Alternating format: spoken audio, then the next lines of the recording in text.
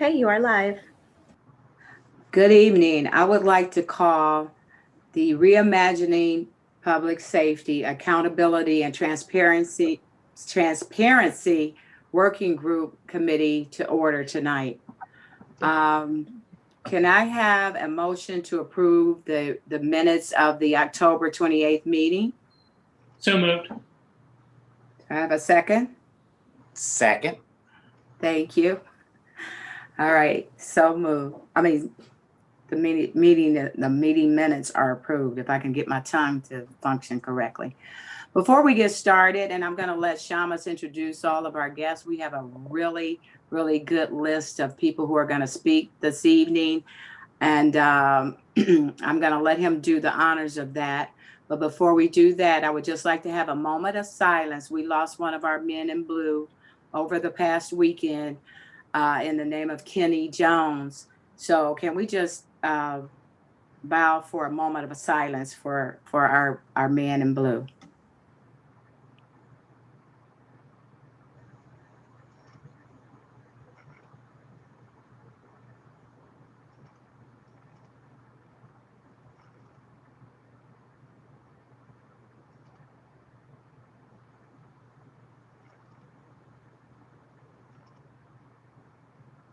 Thank you.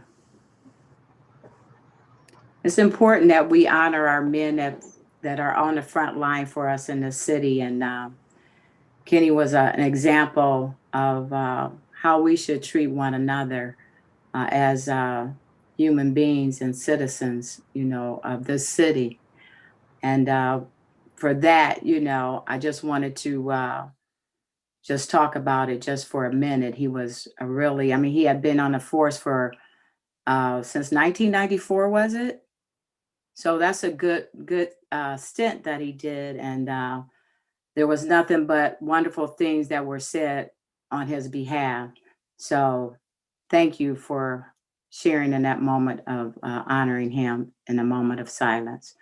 So with that, Shamus, if you want to go ahead and introduce our guests for this evening, please do so now. Sure. Thank you, Madam Chair. And You're welcome. and just want to echo, what she said regarding Officer Jones. I know the Beacon Journal had an article today in which a number of members of the police department, spoke about, their experiences and painted a really wonderful portrait. And so we are very sorry for the loss of the police department and that we all share in our community. Tonight we'll continue with our discussions, and really glad to have some presentations about some of the data side of software and relating the accountability that the police department has, and really want to be able to provide citizens with some information about that really rigorous software packages that we have, while also talking about ways in which we might utilize that data and seeing what questions we have. And then later on in the meeting, we'll have a presentation from Mr. Don Casimir from Oakland, California, who I think will provide, a helpful perspective on civilian oversight from a little bit of a smaller area. Richmond, California has 100,000 people, so I think that would be appropriate. So anyways, first we're going to start, I think, with Sergeant Falcone from our Office of Professional Standards and Accountability, who I think is going to discuss our IA Pro Blue Team early warning software, which helps track, how the officers who are involved in critical incidents or traumatic incidents or use of force and things like that, and really just trying to head off any kinds of issues with regard to discipline. So, Lieutenant Brown, do I want to turn it over to you, or should I turn it over to Sergeant Falcone? If I could just introduce her for a second. Yeah. Sergeant Falcone works in our office, the Office of Professional Standards and Accountability, and she is the administrator of this system. And that's her primary job, is to run this software and make sure the data is entered correctly, and follow up and just keeps everything running. She does an outstanding job, and that's why I asked her to join us, because she really is the expert on this. So I think she's ready to share her screen and can give us just a little bit of an overview of what that software does for the department as far as accountability with our officers. So if Ange, if you're ready, please go ahead. Yep. Yeah, I'm ready. If I can share my screen. Yes, you should be able to. Okay, thank you.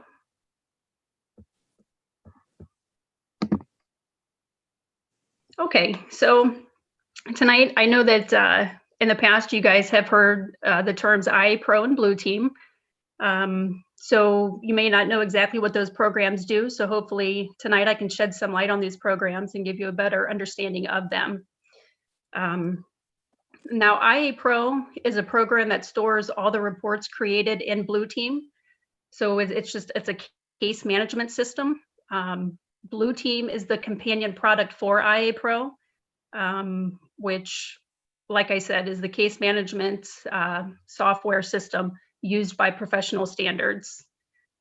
Blue Team is the department's software application, which allows employees and supervisors to enter and manage all reports. That's where it all starts.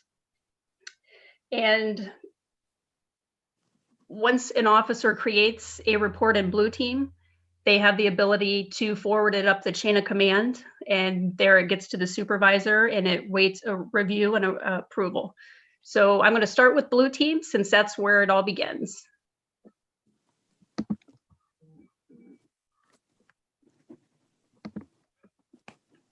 Okay, this is our, what I did was I took some slides so you can actually see the software, what it looks like, and I'll explain exactly what it is. So this is Blue Team. And when we log into the system, we have access to the system and all the cruisers and all of the computers within the police station. Like I said, this is the system where we enter all of our reports in. And I'll get to what those reports are. Once we log into Blue Team, this is what I call the Blue Team mailbox. If you look over here to the action taken, this lets the officers and the supervisors know what reports are waiting for them, what needs corrections, what needs to be reviewed and approved. We can CC each other on these reports. Once we edit them, they'll sit here until we forward them. The officers can come in, and if these numbers are not zero and there's numbers in here, then there are reports waiting for them to come in, correct, or do what needs to be done to these reports.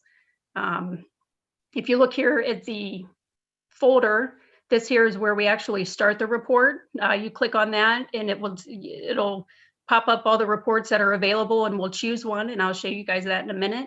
And then this here is our dashboard menu. All officers and supervisors have access to this, and I will show you in the next couple slides what these ones do and what they show. Okay, so once we click on that folder, the officers or supervisors will come in and they can select what type of report they want to do. So as you can see, we have awards and accommodations. We have firearm discharge, canine utilization, lost, damaged, or inoperable, secondary employment inspection, supervisory incidents, use of force, vehicle accidents, vehicle pursuits. And there's another one that we do, it's under the umbrella of supervisory incident, and those are called critical incidents. These are very important. What a critical incident is it's an event or a situation that creates a significant risk of substantial or serious harm, whether it be physical or mental health, safety or well-being of an employer, participant, or an employee witness. So it's important that we document these things because our officers are going to numerous calls that, number one, can be dangerous and can also be, have a traumatic effect. So we want to make sure that we are documenting these so we can check on the officer.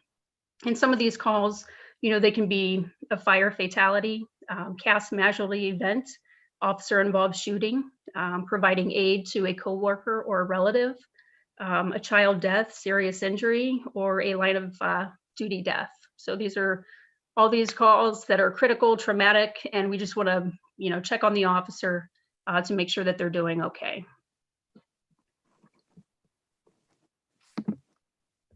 So going back to that dashboard, that smaller dashboard that I showed you, which is this one up in the corner. The first one, this is an important screen. There's a lot of information that I'm going to share with this one. What I'm going to start with, in Blue Team, it's set up by assignment and rank. So if a captain comes in, he can see all of his officers, all of his sergeants and lieutenants. He can see everything below him. Now, if a sergeant signs in, they can see themselves and all the officers below them, but they cannot see the rank above them. So it is set up by hierarchy and assignments. Another thing that I need to discuss before I explain more about this page is I know that you guys can see the colored dots. That is part of our alert system. Again, part of the reason why IA Pro is so important to our department is because it's part of our early intervention system. The early intervention system is designed to assist supervisors with identifying employees whose performance warrants review and, when appropriate, intervention. The goal of early intervention is to help employees improve their performance by identifying emerging issues so that the supervisors can intervene in a productive and positive way and provide resources to employees who would benefit most. So when you look at these, you can see the names, the toolbar right here. These are the incident types that we are looking for with alerts. The incident types that make up the early warnings are citizen complaints, critical incidents, firearm discharge, use of force, vehicle accident, vehicle pursuit, and then an overall threshold. An overall threshold is you take a combination of all of these, and it's set up 10 for every 12 months. So if an officer has a combination of these reports that add up to 10, then it will create an alert. If you look here, you can see that now the names of the officers are obviously omitted here, but when the captain signs in, he'll be able to see like his shift, he'll see the names of the officers, and then this will show his entire shift. What these colored dots mean, if it's green, they're nowhere near hitting an alert. If they're midway to an alert, a yellow dot will appear. And then if they actually hit an alert, then this dot will appear red. So that is what this screen is for. Again, it helps the shift supervisors monitor their officers, but it also allows the officers to see where they are in that early warning system. Going to the next screen, it's the early intervention, it's filtered. So what this screen does is when a supervisor goes in, what they do is they hit this one, and it's all the green ones. If this whole line is green, it omits them, and it just shows the ones that are yellow and red. So it gives all the outliers, and that's what this screen does. In Blue Team, the supervisor also, this is called the incoming incidents. So in Blue Team, the supervisor and the officers can see all of the reports that are being routed through their shift and where they're at. So it shows them when they started the Blue Team report, who currently has that Blue Team report, when it was last routed, when it's expected back, who created that report, what type of report. The tracking number, that is something that we assign in IA Pro, so that is not there yet. It has the list of the name of the citizen, the involved employee, and what shifts they're on. So this is really important. So the supervisors can keep track of these reports, who has them, how long they've been at the shift level. Now, once all those reports are in Blue Team and they are routed through the chain of command, they've went all the way up to that shift or unit commander. What they do is they then ship it to IA Pro. So this is the screen for IA Pro.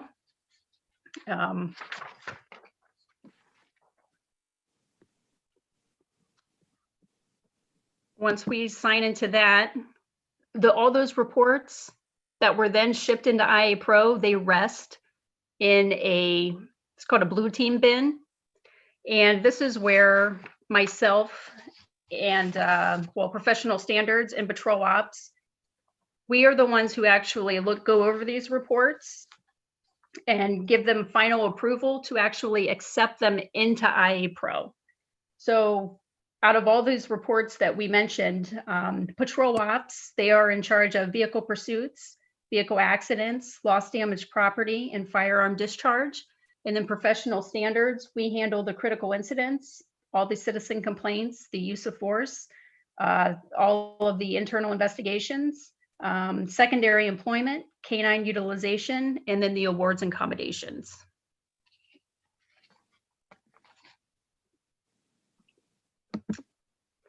Now this one here is all the alerts. They are created in IA Pro. You can see here that the date that it was raised, what type of an alert it is. These ones here, vehicle accident, pursuit. Here's another accident and then a pursuit. It'll tell me the name of the officer involved. And then basically what I do there is I will take that alert and I will send it to the shift commander, and they will go in and they will review that alert and all the incidents that created that alert.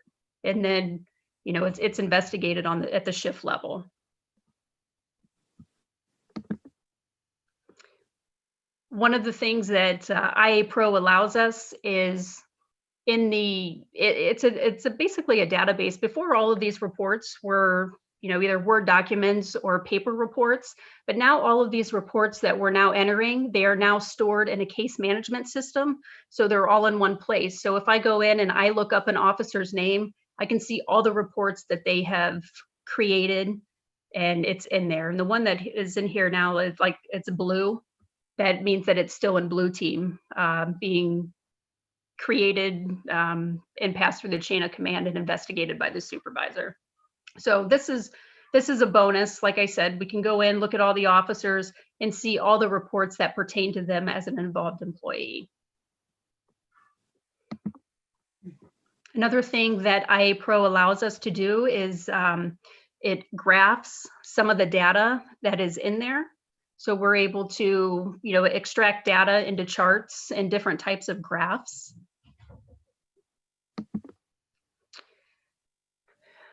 Another program that we also have that is part of this is called EI Pro.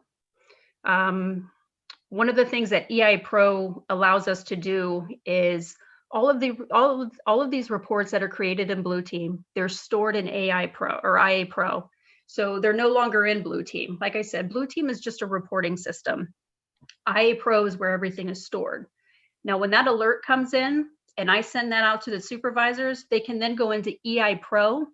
And this is where they can go in, look up the officer's name, and they'll be able to review each and every report. Again, EI Pro, you can access that from the cruisers and you can access that from the station. Again, it's the same. We log into all these the same way. That's our login page. And then when the supervisor logs in, EI Pro is set up like Blue Team. It's set up by assignment and rank. So again, the captain can see everybody on his shift, and lieutenants all the way down. If an officer signed in, he could only see himself.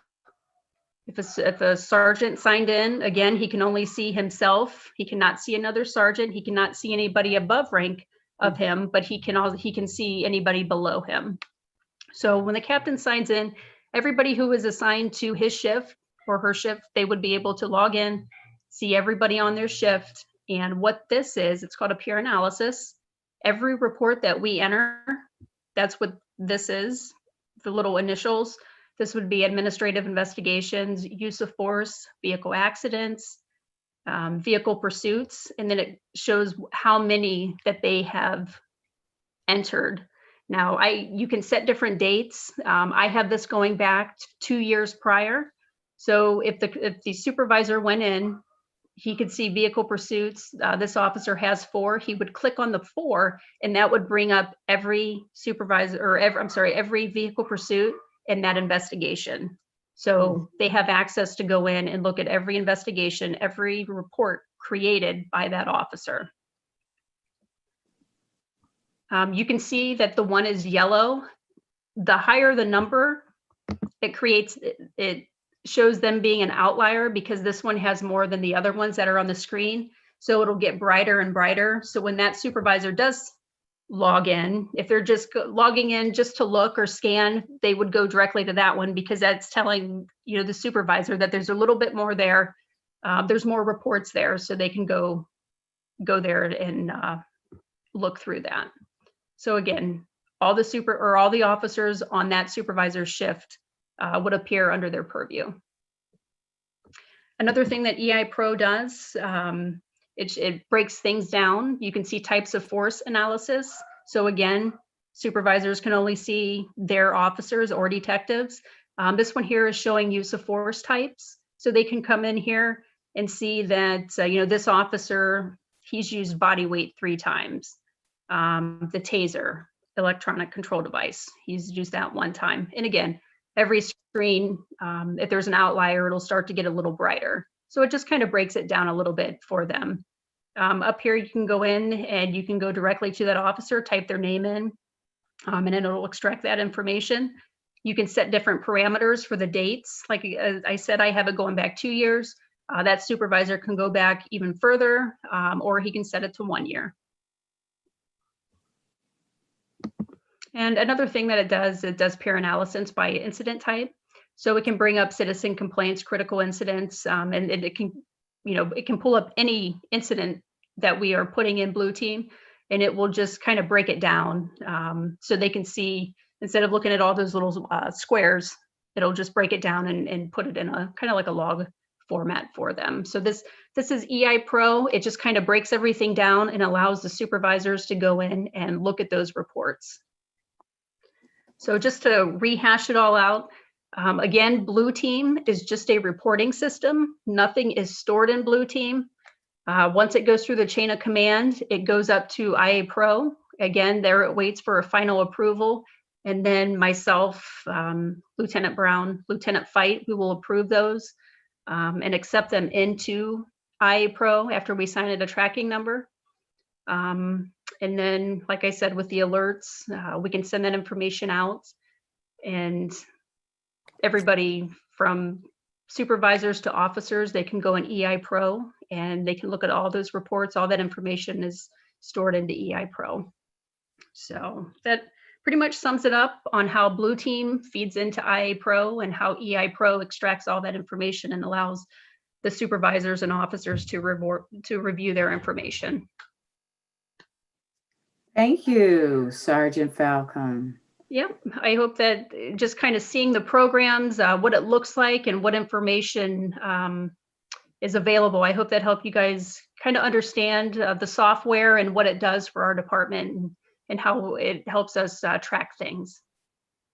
Yes, I mean, thank you so much. That was a very interesting presentation, and it does give us a look into the overall systems, the 2 systems you mentioned and how they work. So I appreciate that, but I want to just ask if there's any questions that anyone has for the sergeant. Any questions about the presentation? Okay, go ahead, Shaman. Thank you. Thank you so much, Sergeant Falcone. Can you talk a little bit about then how, and just to start off, I think this really is a great piece of software, and you know, the level of detail is really great. And I know one thing we talked about is that the categories don't necessarily indicate, you know, something wrong, but they're kind of, you know, those are the measurements we have, right? And so they allow then a supervisor to go in and say, hey, is there an issue here or is there not, you know?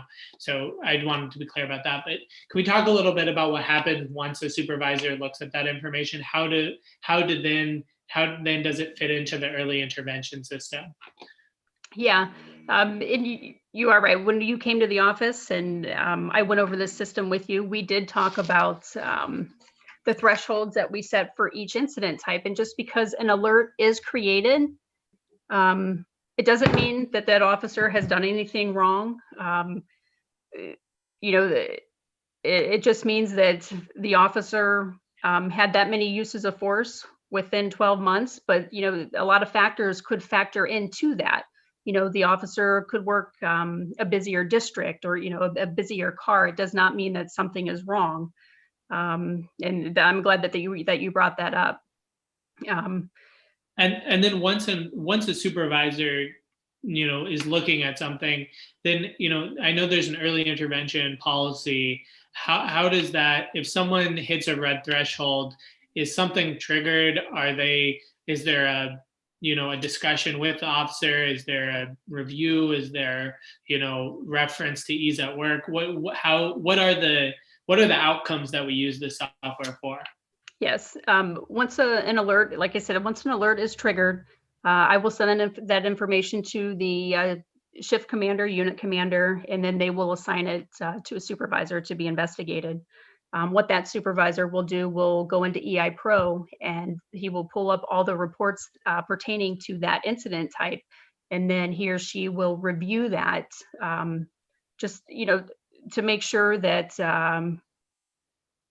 everything looks good. There's no trends or patterns, or, this officer hasn't, doesn't go to his taser too quick, that, he's doing everything that they should be doing. If that supervisor discovers that, maybe this officer may need some type of training, whether it be, say an alert came up for, well, you can pick any incident, but, an alert came up, and he felt that maybe, de-escalation techniques, or, whatever the case is, then he would have just a discussion with that officer, and it would go from there. And then he would discuss, his findings with the shift or unit commander. Again, that is all investigated at the shift level. But many things could come out of this, remedial training's one, just, a conversation. But like you said, just because an alert is created does not mean that that officer has done something wrong. It just means that, it's an active officer that's doing a great job that may work in a busy district. So, yeah, we do have a policy that we have created, but we've always had an early warning system. I mean, I came on in '99, and I remember that we were still keeping that data. And, when an officer hits so many uses of forces or complaints, then that supervisor would, we'd talk to them. So this is nothing new. This is something that has always been in place. But I think with IA Pro and Blue Team, we're doing a better job of tracking it and, storing that data.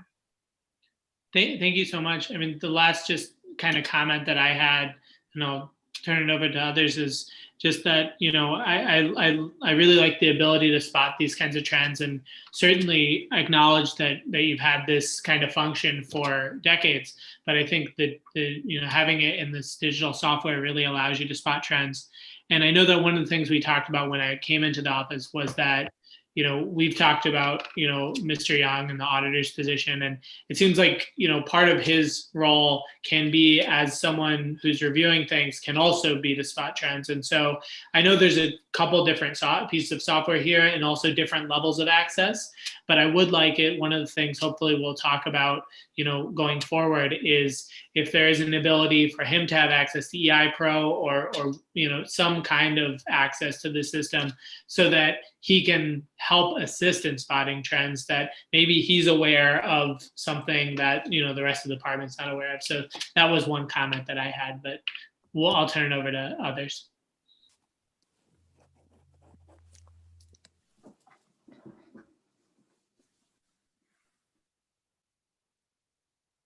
I think that's it. I mean, you pretty much spoke about the trends and the ability to see, what sorts of maybe responses that officers take in different situations. So I think it's a real good tool that works for the department, and helping them to do interventions and things of that nature, or maybe some training, and see some areas where some of the officers might need a little bit of help, or something like that. So I think it's really good. I think it's a good tool for the department.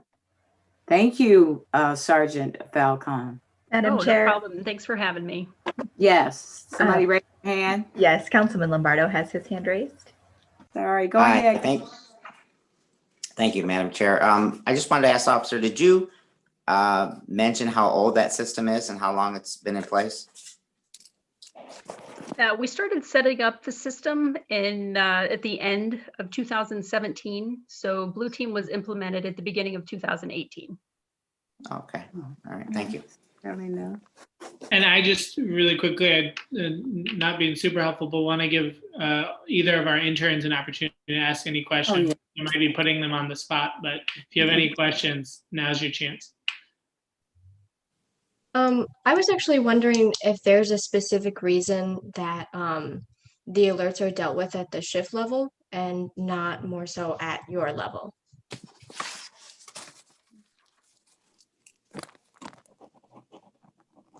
I'll jump in on that, Ange. Yeah, well, those are the people that are their immediate supervisors. So it's more important that they know this officer, they know their trends more than we do, and they have that personal relationship, and they're actually in charge of training and in charge of counseling and discipline. So that's why it goes to them and not us, because they're the ones that have that hands-on access to those employees, and that usually that message would be much better received by their immediate employee, especially if there's just a review and maybe a talking to, nothing that would amount to any kind of disciplinary action. But yeah, that's why it doesn't go to any higher. It stays at the shift level, and those are captains that review these. So I mean that's a very high rank in the police department. The captain is a shift commander, so it's above our rank actually that looks at these.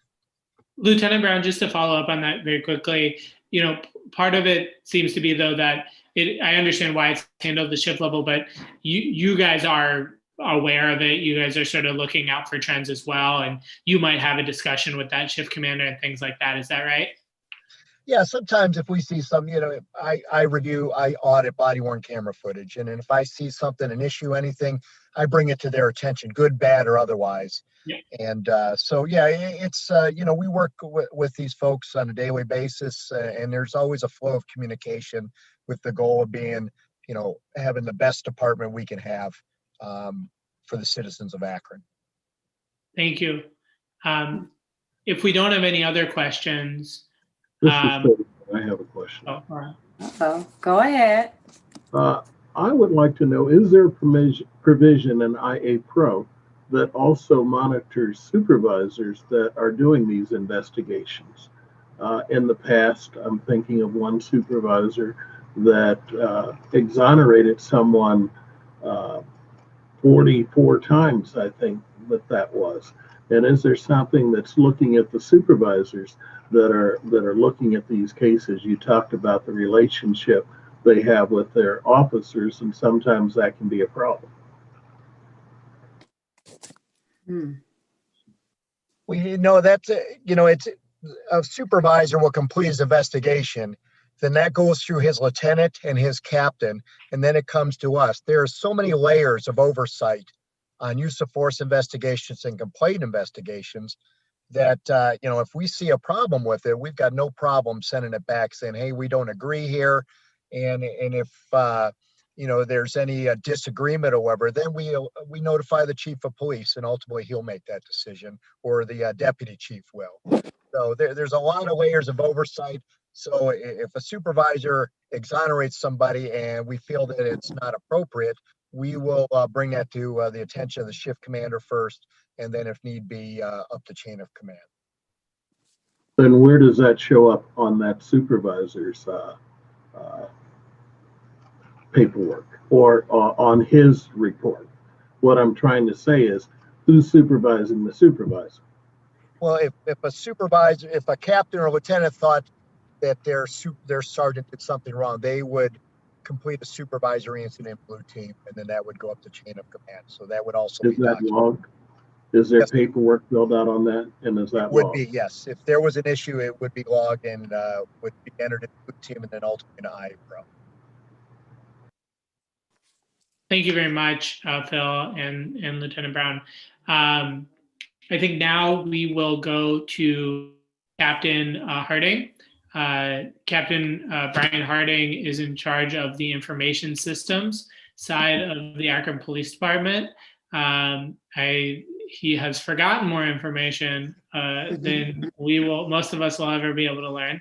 But we're glad to have him here tonight to talk about the citizen contact log, which documents interactions between citizens and the department. Thanks for having me. So I'm just going to talk briefly about our history with citizen contact logs and then where we're at today and where we're going to go. We've been doing citizen contact logs for a long time. They were initially part of our earlier CAD that we replaced last year. With that, when an officer made a traffic stop, we'll call out on that, and their mobile computer is part of the CAD call. They would get a pop-up before they cleared, and it would link with the officer, the incident location, the race. They would have to enter the age, the reason for the stop. The reason for the stop would have been a traffic complaint, maybe a criminal or suspicious person call that they responded to, an equipment complaint, or we had another one for other. Maybe they knew the person had a warrant and they stopped them for those kind of reasons. Then at the end of that stop, they would be prompted with our old CAD to pop up and say what was the outcome of that, whether that was an arrest on maybe just an active warrant, whether we issued a citation, or whether it was warned and released. And that was all part of the same database. That was kind of where we were from the late 2000s until October of last year. When we went live in October with our new CAD system, that functionality was lost because in Tyler, that's part of their record system. We were supposed to go live with their record system in July of this year. That's been pushed now till March. So it's going to be very similar, but probably easier to track, more robust when we go live with the new record management system. But because of that gap, we proactively went to one of our prior employees who did some development work for us and had him build kind of, I say a workaround. Now when an officer makes a stop in the CAD, there's no linkage between the two databases, which is not what we want. That's not where we're going to be long term. But an officer has to open another form and then fills out the exact same information. And then that goes into a SQL database, and then we're able to query the SQL database. So that's kind of the history where we were and where we're at. And then at the plan at the end of each year, as we would go out back and publish that information, and we were planning on sharing that moving forward with where we're at, putting it on our website. So that was short and sweet. I can make it longer, answer questions you may have about it though. Very impactful though. You packed a lot in there. That's a lot of information right in those small moments, but great. Yeah. So when do you anticipate to have that system where you can go from one to the other without going into two different systems? So we've been working on building that as part of our record management program, which is going to be with Tyler New World as well, which is our new CAD and RMS provider. The tentative go live date now is the end of March. So we'd be training officers in February and going live in March. Okay. End of March. Captain Harding, this is Phil Young. Hi, Phil. Good to see. These statistics, are they in the police annual report, or have they ever been in an annual report? That's a great question. I'd have to go back and look at that one. Yeah, I think I mean I have a little bit of a similar question, Captain, which is just sort of, there's how many citizen interactions a year? Citizen, are you talking specific? So these would be on traffic stops where we would do a citizen contact log. So it wouldn't be on every interaction. Sure, but how, we're talking tens of thousands, right? Oh, we're talking hundreds of thousands of total citizen interactions. Traffic stops would be in the thousands. Okay, yeah. So, but that's what I mean. It's creating an awful lot of data. And so I believe, it goes to planning and research. What kind of analysis is planning and research doing? This has gender, this has race, this has, neighborhood. I mean, what kind of analysis and number crunching is planning and research doing with this data? So in the past, that's been kind of difficult. We can do broad oversight specific to kind of department level. We can pull from the CAD total traffic stops, and then we could pull total CCLs completed. In the past, those were not always mirrored together. Either an officer may not have had a device, or there was kind of no oversight mechanism associated with confirming they were always done. So we'd have some gaps. So as you know about data, if it's good going in, it's great coming out. If we don't capture them all, we could skew that. From that point, we could do some analysis on, those kind of warrants and release. We would do basic analysis and break it down, what percentage of stops were based on race, based on sex, not so much on age. Never really became a big issue that we've analyzed as much in the past. Some of the issues before with our previous CAD was the success rate. It wasn't always, the completion rate wasn't always high as we would like for several reasons with issues with the database that we had. That's part of the reason why we were looking for the new one and where we're going to Tyler.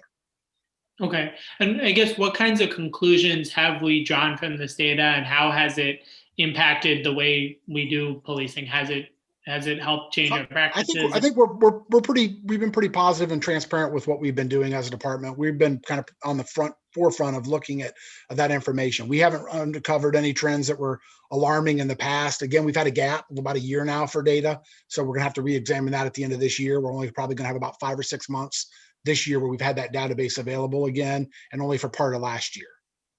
Thanks.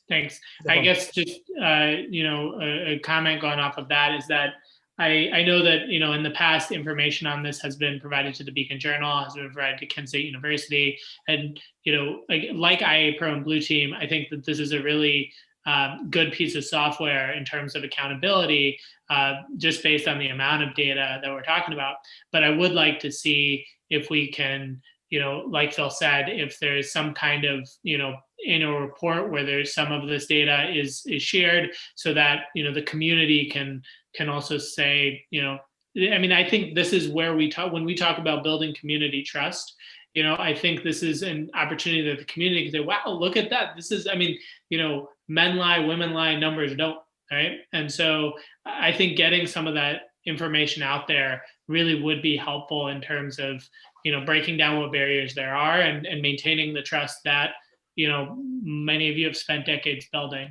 So just want to say that. And no, perfect. We completely agree with you. That is something we'd absolutely plan on putting out as well. So being transparent is very important. Yes. Yep. And I appreciate that, sir. Same thing, want to just give an opportunity to our interns if either of you want to ask any questions here. And I'm getting a no here. So very much appreciate that, Captain Harding. And I think now we are going to turn to Mr. Don Casimir, who is with us.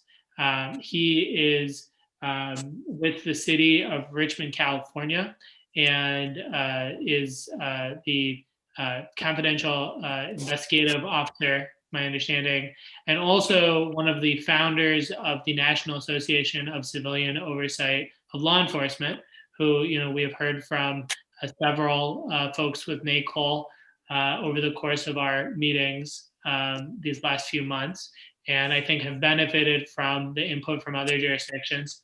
But one of the things that I think Mr. Young suggested reaching out to Mr. Casimir, and one of the things that we've discussed, I think Sergeant Kapler was the one who mentioned, is that we've heard from folks from New Orleans and folks from New York, but having someone who has the experience in a smaller jurisdiction like Richmond, California, I think would also be instructive. So Mr. Casimir, thank you so much for joining us, and would love to hear about your history and experience over decades in civilian oversight, and just some of your thoughts about effective practices, and then we'll go from there with questions.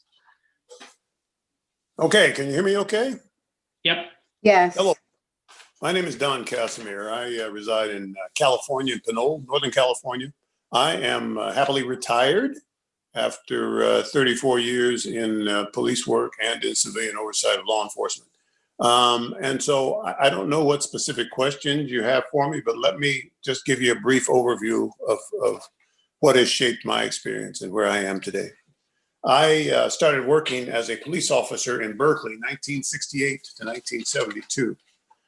And actually, I wound up being a sergeant there for a number of years. I went on after that to civilian oversight.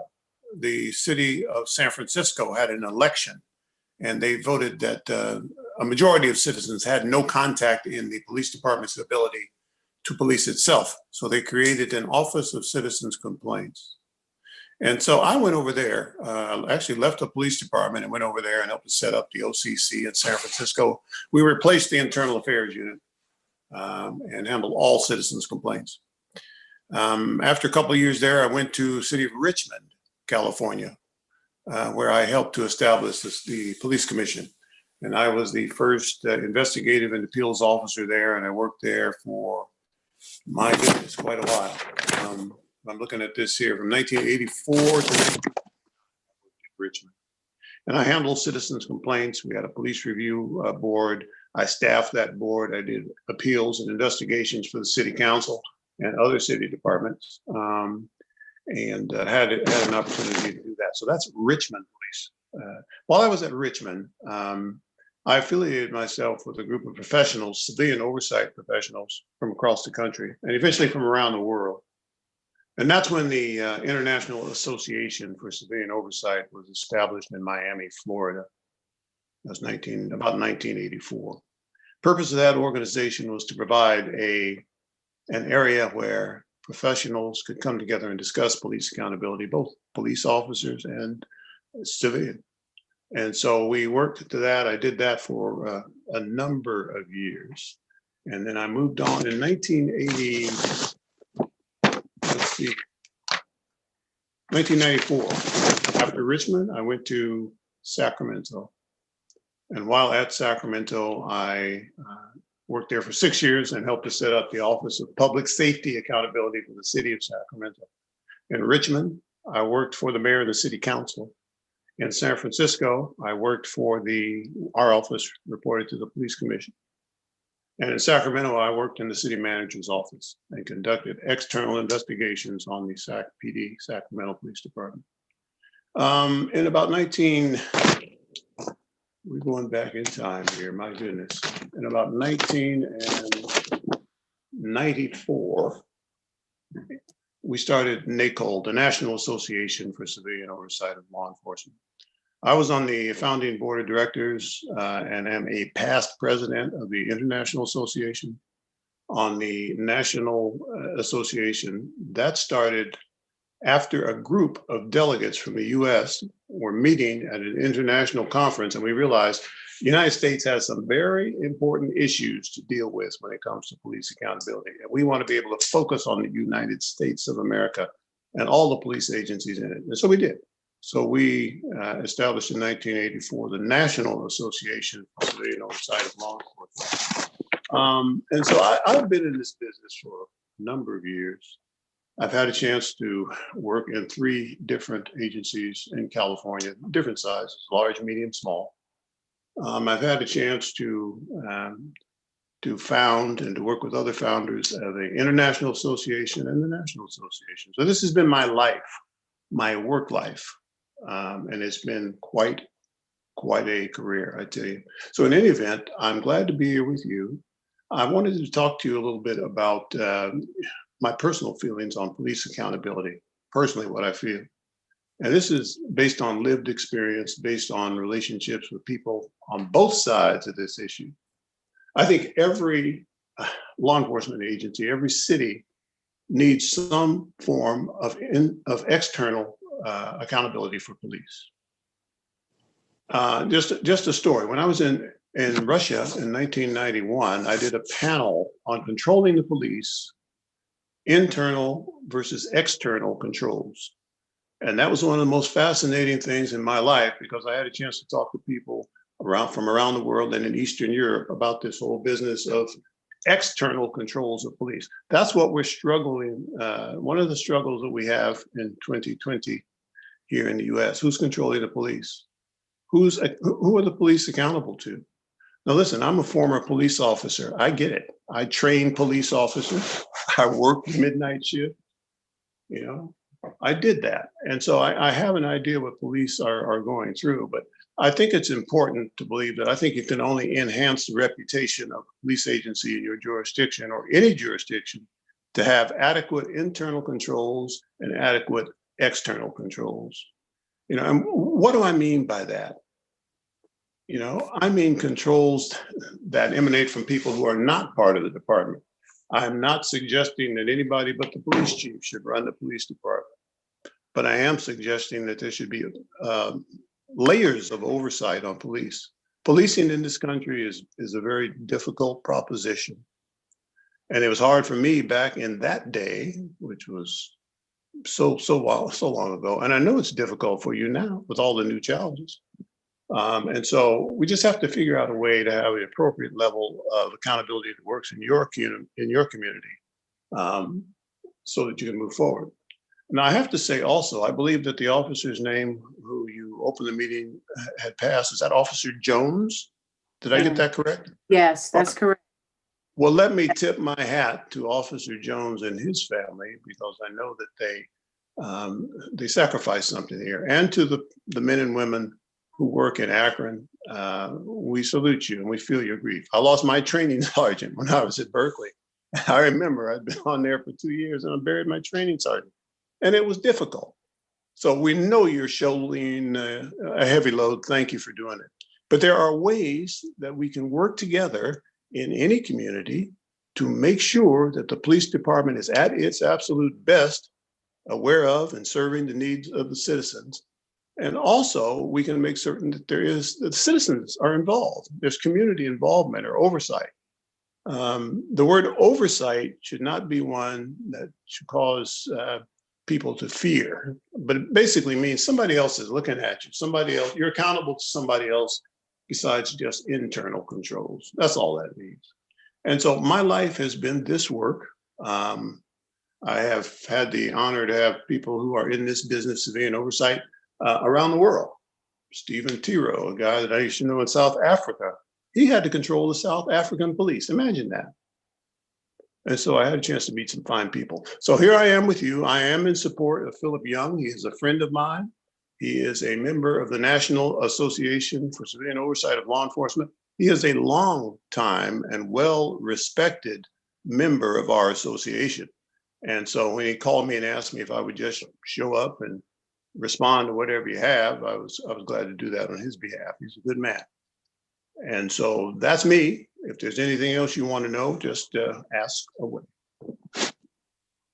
Okay, do we have any questions? Trayvon, you look like you have a question, do you? Trayvon, do you have a question? Oh, sorry, I was muted, but I like the Mr. Cashmere. I like the insights about the external versus the internal oversight.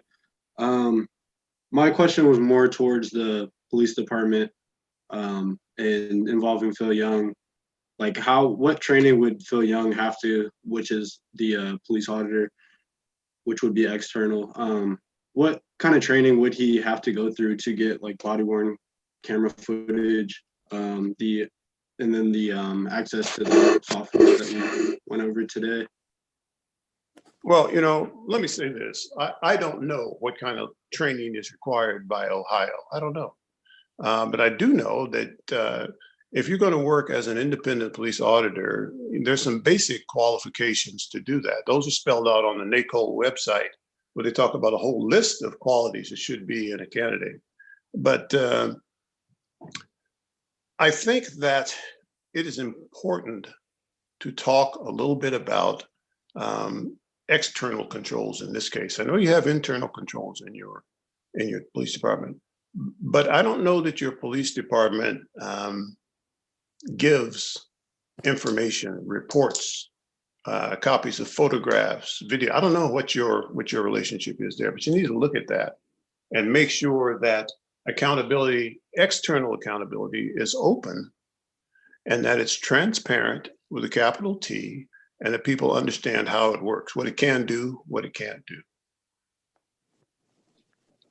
Thank you very much, sir. Kind of going off of that, and to Trevon's question, that's one of the things that we're working through, is figuring out what those legal barriers are and what how that information sharing can work, because we know from our discussions that there is access to information is important, and there's some information that's being shared, and there's some information that probably additionally should be shared. But Mr. Casimir, I wanted to ask, you said small, medium, and large, right? And we look at civilian oversight, there's all kinds of different things, right? There's civilian complaint investigations, there's auditors more like Phil, there's police monitors, there's big, huge departments, and there's small teams like Phil there at 30 hours a week. So when you look at small cities, what do you think have you seen something that's most suited to smaller cities? Is there one type of oversight that works better in smaller places where we might not have the resources of New York City or Los Angeles? Well, depending on resources and the appetite of officials to pursue a stronger type of civilian oversight, that would determine which type of agency you would want. Let me say this. In large cities and in small cities and in medium cities in this country, there are effective civilian oversight agencies. And again, I would point to the NACOL website that has a listing of agencies across the country, what their strengths are and that kind of thing. And so I think that you can absolutely come up with the kind of civilian oversight that Akron would like to have. And I think that's what you should aim for. I don't know what kind of public outreach you've had. I don't know how many meetings you've had with police supervisors or rank and file or union folks, but talk about it. What kind of civilian oversight is wanted? If there's any support for it at all, I think you have to be realistic. There are many places in this country where they establish a civilian oversight agency, but then they don't have sufficient confidence in it or provide sufficient resources for it. And that hampers accountability. Now listen, external and internal controls are based and directed at the same thing. We want the same end result: effective, fair, quality policing to all community members. And so I don't care what a civilian oversight agency is called, as long as it works and fits. You know the political environment in your community. You know the appetite for civilian oversight with your police department and your community leaders. What's going to fit for you? And there is no one type that would fit a small city better or another. Let me just give you a quick example. I've worked in 3 different types. I helped to set up 3 different sites of civilian oversight agencies. In San Francisco, we were the internal affairs because the voters had no confidence in them. And so they replaced that whole unit. And I think there were 9 inspectors or whatever with a group of civilians, citizens, Office of Citizens Complaint. You guys do this. You handle this office, you run it, you report back to us with the complaints. That's one type of civilian oversight agency. In Richmond, there was a police review board. And we basically were responsible for investigating force complaints, reviewing policies, and making recommendations to improve police community relationships. Police Review Board. In Sacramento, I worked out of the city manager's office as a director of police accountability. My job was to attend the same meetings that the internal affairs investigators attended, to respond to on-scene incidents, if there's a critical incident, say an officer-involved shooting, to be there to hear the responses of the people in the street, not necessarily conduct interviews while this is going on, but to see what's going on firsthand. And then have access to all you need. You have to have access. The auditor has to have information to be able to view a situation through a professional lens and say whether or not it's reasonable, whether or not it's in accordance with policy. Got to be able to say something. And you can structure what kind of information you want from your auditor, if you'd like to do that. But there are a lot of different oversight agencies that work. I've seen them work in many ways. Thank you, sir. Just one follow-up on that is, when you talk about being an officer in Berkeley in 1968, when you talk Yes. about some of the places you've been, including San Francisco, we live in very clearly difficult times when there's a lot of division, there's a lot of tension, and like you said, we all want the same thing, right? We all want effective, fair policing. We want safety for our communities. We want safety for our officers. This may be a little bit of a difficult question, but what has been your experience in some of these moments? And 1968 is kind of like the last time this country was so divided, arguably. What has your experience been in walking into those kinds of very tense situations and trying to get folks working towards a common goal and a common understanding? let me say, one of the biggest challenges in this field is going into a community and learning what the issues, the problems, the concerns are. What are the problems? Talking to the police folks, finding out what their concerns are, and then coming together, meeting with elected officials. And you all have a part in this. You really do. And so I would say that it is important that you have a sense of openness, that you have a sense that you can learn. And realize that the times that we were in 1968, back in the day, have some similarities to the time that we're in right now.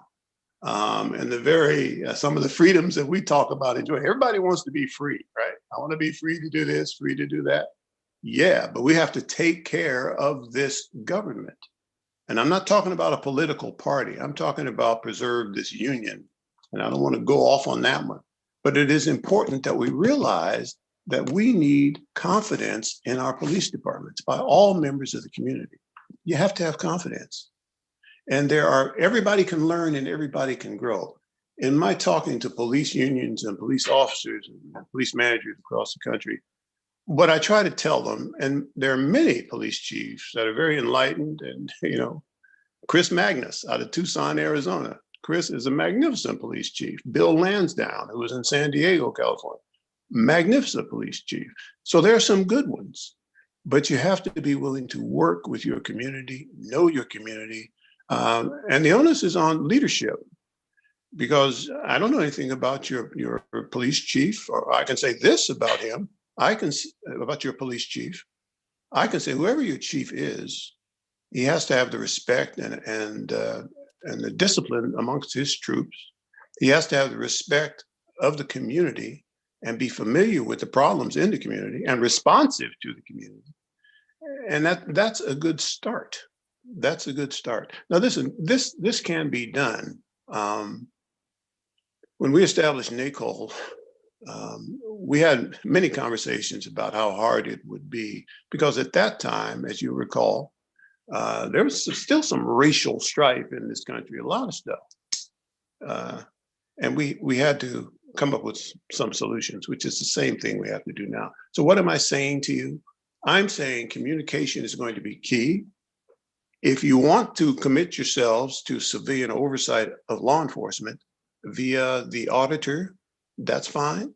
But you have to provide sufficient resources. If you're going to be real and not just throw some words out there, you have to provide the resources, the time, the direction, the involvement, the respect with your civilian oversight individuals to make it work.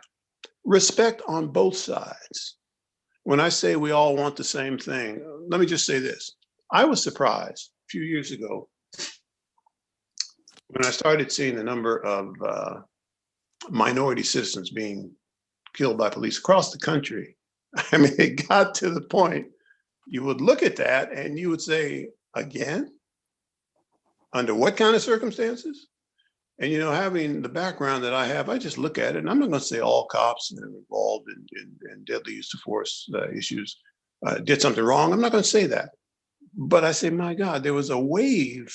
I mean, think about it. The number of minority citizens in this country that have been shot by police and what that means, how that implicates how they're going to appear to the community. Think about that. And so it's just important that we look at ways that we can make policing more effective. I'm not saying defund the police department. That didn't come out of my mouth. That's not my saying. But I am saying maybe look at how you allocate your resources. And if you want to make some adjustments one way or the other, do that. But do it with your eyes open. Listen, folks. We're not going to abolish the police in this country, because we need the police in this country. But they need to be the police that respond to the people and the needs that they have. This thing can work. I've seen it work. And I'm certain that you can do it there. But I would say, utilize the resources of NACOL, our website. That organization we celebrated 25 years. Can you imagine that? I've been going to conferences and training people and traveling and talking about civilian oversight for 25 years there. And then 10 years before that on the international front. So I've seen a lot of stuff. I know we can do this. But I think we have to be realistic, and what it is acceptable in your community, acceptable by your elected officials, your citizens, your police union folks, your oversight folks, your politicians. You can work on it and you can come to some agreement. We did it in Richmond in 1984 when there were police officers known as the Cowboys who a lot of young Black men got shot and many died. And so things had to be done. And so the end result of that is we came together in the city of Richmond and we worked to change the image of the police department in the city of Richmond. We looked on working at ways to bring the police community closer together. How can we do it? What else we got to do? And we did it. And so all I'm saying is, in your city, civilian oversight has a place. There is a partnership in terms of who controls the police. The person who controls the police is the police chief, in my opinion. Police chief is controlled by his boss or superiors, right? And ultimately, the people elect who's in charge. So we can do this. We got to get the right people in place, keep them in place, determine what kind of policies you want to see in the near future, far future. Look at it and look at ways to work together. Listen, we need to come together in terms of law enforcement in this community. You have a chance in Akron to put something together that works for you, that results in a positive image in terms of police accountability. Not saying police are bad, but just saying, hey, you have a chance to do it. So that's what I think. Do we have any questions? Thank you so much for your presentation and letting us into your journey in as a police officer and the other various things that you have accomplished along the way. So you've done a lot, and seems like it's been rewarding on both ends of the spectrum, which is always important because you always want to create balance. So thank you for tuning in with us today and giving us your experiences and then your expertise in this area. So I'm going to be quiet. Did you want to say something else? Because usually I try to keep the meeting like 1 hour, but I knew tonight it wasn't going to work. So let me say this. It's a pleasure to talk to you. It's a pleasure to see your faces, although this is an interesting time we live in. This is how we do it. But even through this medium, we can say that we can do this thing, right? Mm-hmm. We need to be more responsive. Police need to be more responsive to the community, more responsive. Being a cop is not an easy job. It is not for everyone. And some people get in there and realize, it may not work. But listen, we need honorable, noble, brave, honest police. And know your community. One of the most rewarding jobs that I've had throughout my career is being a police sergeant in Berkeley, because I worked a midnight shift and I had a chance to roll around and meet people and talk to them, solve problems, counsel police. I had a chance to do that. And so I say that because it really underscored to me the importance of police community relationships. The community can help police when they need it. And that's in many different senses, So anyway, just be encouraged. You can do this, and you can review our website. You talked to Cameron already. She's a fantastic resource, Cameron McElhenney. So if you need to call her back, she represents our association well. And Susan Hudson, our president from New Orleans. Susan has been through some stuff. And she has risen to the top of the National Association for Civilian Oversight of Law Enforcement. And she earned it, and she deserved it because she's a good leader. So look at those resources. We labored over that stuff for years and decades, trying to put resources out there for people to have in terms of civilian oversight. So I wish you well. Does anybody else have any question they want to ask? I'm curious. Sarah, do you see any hands for anybody? I don't see any hands raised. Okay. All right. Thank Well, you. I just want to say thank you again. And do we have more, Shamus? Yes, Okay. I think, I mean, that's the end of our presentations, and thank you so much, Mr. Casimir. I really appreciate All right. Take care. perspective. Bye-bye, folks. Yes, Bye. sir. But I think just the last thing is, we've had these 5 meetings. I think we are hoping to have one more meeting where the 3 of us on the working group can, I think, just deliberate on what recommendations we'd like to make. I know we all have different ideas. I'm going to try to, but I know we wanted to talk about maybe having a meeting next week. And because the meetings for the other working groups are Wednesday and Thursday, Phil and Ginger, but would next Tuesday at 5 work for you two? Next Okay. Tuesday at 5? I think so. You sure about that? That's the 17th. Yeah. Yes, it's the 17th. Mhm. Yeah, it is. Is it? I think so. Yeah. Yeah. It is. Actually, no, sorry. That's the 17th. Sorry, lawyers can't do math.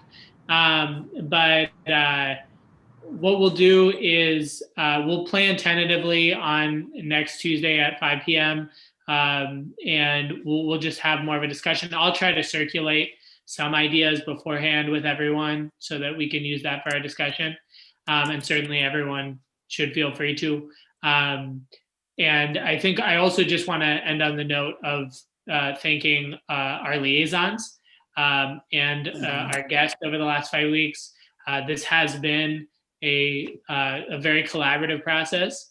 I think we've learned a lot. I can speak for myself. I've learned a lot, and I think that this is hopefully one step in a continuing journey. When we talk about community trust, I think it's important that we also note that council has a responsibility here. Council has a responsibility to be an institution of government that the people have trust in. And so when we talk about community trust, it falls on all of our shoulders. But really appreciate what the liaisons have done and the work that you've done in taking this journey with us. So that's what I have, Madam Chair. I don't know. I'd like to turn it over to you. No, I agree. I mean, I concur with what you said. It's really been enlightening. The information that we have gathered over these past, has it been 8 weeks or 6? I'm not Sarah, sure. do you know? 5 meetings. But 10 weeks total, 10 weeks. but yeah, 5 weeks for was each, 2 or 5 weeks meetings for each group. Yep. So over these 10 weeks, and I've learned more, but I know there's more for me to learn. So I'm excited about the possibilities that lie before us. And hopefully we can capture those and work on that to continue to move forward in this process where everyone is included, to be inclusive, and then a balance that is going to work across the board. So that's all I have to say. What about you, Trayvon? And what's the young lady's name? We also have Shelby here. Shelby, sweet Shelby. She's so sweet. I actually have a question for you, Madam Chair, just Okay, real go quick ahead. for my clarification. So the meeting for next Tuesday, are we requesting the liaisons to attend as well, or is this just the working group members to deliberate? I think it's going to be a public meeting. I think, certainly. Right. Absolutely, it's public. I just didn't know if you were Yeah. requesting for them to attend. I think if they're available. Okay. Yeah. The option is open to them, because they are a part of our group. Yeah. Okay. I want them to know that they're part of this group. So And go ahead, Shamus. well, I was just going to say, one of the things is that I think Shelby we're going to have a meeting, I think Thursday, but Shelby is going to help with putting together kind of, in terms of the report, Okay. summarizing all the information that's been provided over the last 5 weeks in all the working groups, but specifically ours. So I know a big part of this is when you look at Blue Team, when you look at IA Pro, when you look at the citizen contact log, when you look at body worn cameras, getting the information to the community that there's a lot that's being done in terms of accountability. I'm sure we'll have recommendations about more that can be done, but there is a lot that's being done. So I appreciate that both of you will be able to help in that regard. Yeah, I'm excited. So I'm excited. This was the last one of the of the season too, as we get draw to a close for the final presentation in December. Do you have any idea when that is supposed to take place? Like when we present at council, I what think our findings and what our recommendations are? I think we're trying to get the report out. I think it's December 7th, which is a Monday. Okay. Or maybe December 7th or 8th.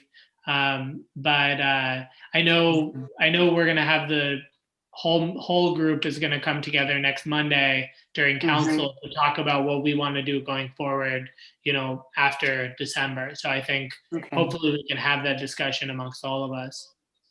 Okay. Sounds good. And anything else for the good of the order? If not, motion. Thank you. Did you want to say something? Go ahead. Lombardo, did you want to say something? No, motion you to were like, adjourn. thank you, let's go. Okay. All right. Thank you. We are adjourned. Thank you, guys. Thank you all. You guys are wonderful.